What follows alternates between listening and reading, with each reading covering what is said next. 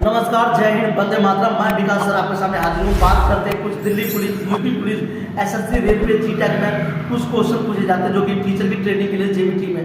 तो वैसे क्वेश्चन मैं 1 से 2000 तक आपको बताऊंगा और बताता रहता हूँ। चलिए बात करते हैं लेवल 24 का। अधिकार का लेवल जो आपका है 24 में।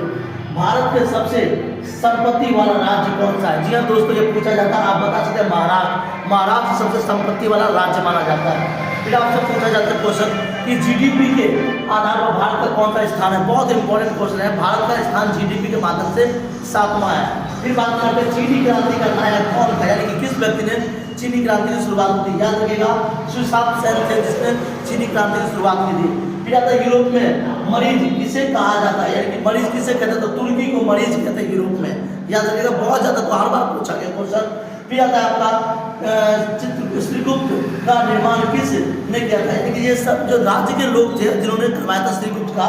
फिर आता है फ्रांस की क्रांति किस वर्ष में शुरुआत की गई थी? 1789 में। फ्रांस की इकोनॉमिकल कंडीशन बहुत ज्यादा खराब हो गए थे और 1789 में फ्रांस में क्रांति की शुरुआत की गई थी, क्योंकि वहां का जो लुईस 16वां था उसको मारने के फांसी दी गई थी और हत्या कर दिया गया था। उसके बाद नई नई विचारधारा शुरुआत हुई थी। फिर आता है लोहे की जंग किस कारण से होती है? तो लोहे की जंग के कारण जो मुख्य होता है हमारा, वो उसमें सबसे ज्यादा खुले हवा होती है। याद रखिएगा, खुले हवा होती है, खुला वातावरण होता है और खुला जो इन्वायरमेंट होता है, उन्हीं कारणों से ज्यादातर पानी का और हवा का संपर्क के माध्यम से लोहे में जंग लगता है। तो आप बता सकते हैं सभी कारण है कि पानी का, हवा का, खुलेपन का। ये हो गया। फिर आता है आपका बसंती की सबसे खोज कहाँ की गई, यानी कि इंसुलिन की खोज कहाँ की गई? तो वेनिस में की गई थी। सबसे ज्यादा इंपॉर्टेंट क्वेश्चन है। फिर आता है शरीर का सबसे बड़ी ग्रंथि कौन सा है? बहुत ज्यादा जिगर होता है। जिगर कहते हैं जिसे हार्ट कहते हैं, सबसे बड़ा ग्रंथि माना जाता है। शरीर का राज्यक्रम नियंत्रण होता है, यानी कि हाइपोटोनिस होता है सबसे ज्यादा। ये याद रखिएगा, हाइपोटोनिस बहुत ज्यादा इंपॉर्टेंट है। फिर आपसे पूछा जाता है कौन सा एंजाइम लार में पाया जाता है? जी हाँ, एंजाइम जिसको हम कहते हैं लार ग्रंथि होता है, खाना पचाने में काम आता है।